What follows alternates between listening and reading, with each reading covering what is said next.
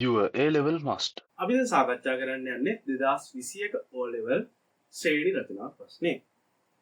මේකෙදි කියනවා මේ ජලකරාමයක් තියෙනවා මල් පඳුරු 18ක් තියෙනවා මේකේ කරේ කියව තියෙන්නේ මේ රූප සටහන් දී පෙන්නනවා ජලකරාමේ ඉඳලා මීටර 5ක් ගියාට පස්සේ තමයි පළවෙනි මල් පඳුර තියෙන්නේ ඊට පස්සේ මීටර් 2 ගානේ දුර වැඩි වෙවි ඊළඟ මල් පඳුරු ටික පිටලා තියෙනවා. මුලින්ම අපෙන් අහනවා ජලකරාමේ සිට පළවෙනි දෙවෙනි තෙවන මල් පඳුරු වල ඇති දුර වෙන වෙනම ලියන්න. හරි. වෙන වෙනම පිළිවෙලින් ලියන්න කියනවනේ. ඒ කියන්නේ මෙයාගේ ශ්‍රේණිය තමයි මේ අහන්නේ. කොහමද? පළවෙනි මල් පඳුර තියෙන්නේ 5. දෙවෙනි මල් පඳුර 7. තෙවෙනි මල් පඳුර 9.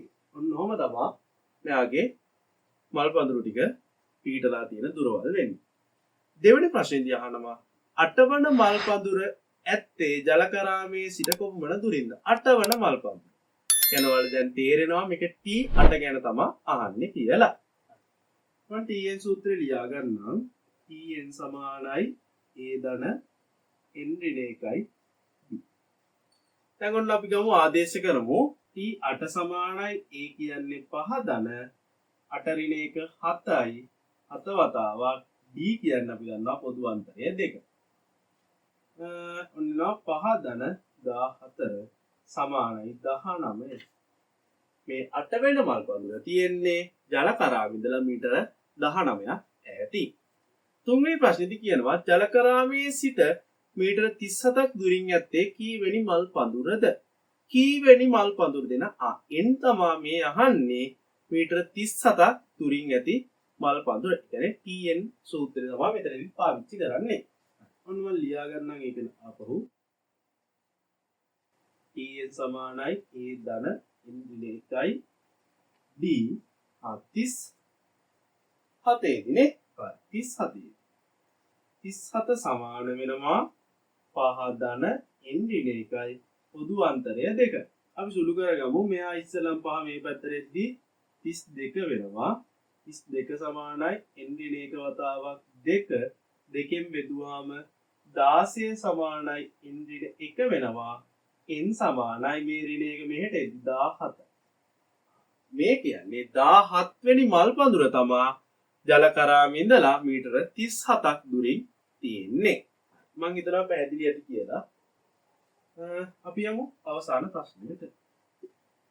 මේකෙදි කියනවා පියුමි ජලකරාමෙන් ජලය බාල්දියක් පුරවාගෙන මේ මල් පඳුරු එකින් එකට දාලා ආපහු දැන් පළවෙනි වාජරයට පුරවගෙන ගිහිල්ලා වතුර පළවෙනි පැලේට දාලා ආයෙ ඇවිල්ලා වතුර පුරවගෙන ගිහිල්ලා තමයි දෙවෙනි පැලේට දාන්නේ. ඒ කියන්නේ ගිහින් එනවා. ඒ කියන්නේ මේ දුර දෙවතාවක් යනවා. එකම දුර දෙවතාවක් යනවා. අපෙන් අහන්නේ මේ ඔක්කොම 18 වෙනි පැලේටත් වතුර දාලා ඇවිල්ලා බාල්දිය තිබ්බහම ජලකරාමේ තියෙන තැනින් මෙයා ගමන් කරපු මුළු දුර 790කට වැඩි වෙන බව පෙන්වන්න කියලා තියෙනවා. අනිවාර්යෙන් වැඩි වෙනවා කියලා පෙන්වන්න ඕනේ. අපි ඉතින් මුළු දුර හොයාගමු.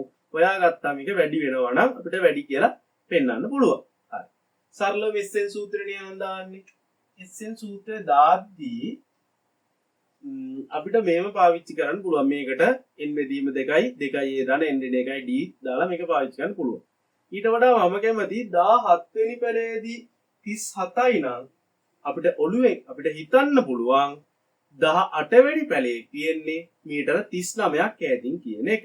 ඒක අපි සුළු කරලා හදන්න ඕනේ නෑ. බැලු බැලමටම අපිට දැන් තේරෙනවා 17 වෙනි පැලේ තියෙන 37ක් මීටර දුරින් නම් ඊට දෙකක් ඈින්නේ 18 වෙනි පැලේ තියෙන 39ක් දුරින් කියලා. මම කැමති එහෙම ගාන හදනවා නම් SN සමානයි n බෙදීම 2යි a ධන n. හරි.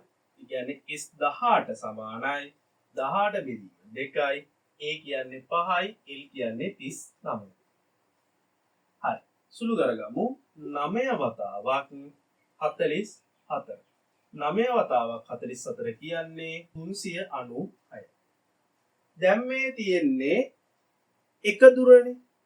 මේකට පැලෙන් පැලේට තියෙන දුරවල් ඔක්කොගෙම එකතුව.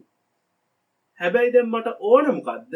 මේකේ දෙගුණේ. ඇයි මං කලින් කිව්වා මේ දෙගුණේ ගන්න හේතුව මෙයා ගිහිල්ලා ආපහු එනවා. මෙයා ගිහිල්ලා ආපහු එනවා. හරි? ඒ හින්දා මෙයාගේ දුරේ දෙගුණේ ගන්න ඕන. දුරේ දෙගුණය ගන්නවා. කියන්නේ මුළු දුර සමාන වෙනවා. මුළු දුර සමාන වෙනවා 396 වතාවක් 2 792. 792. හරි.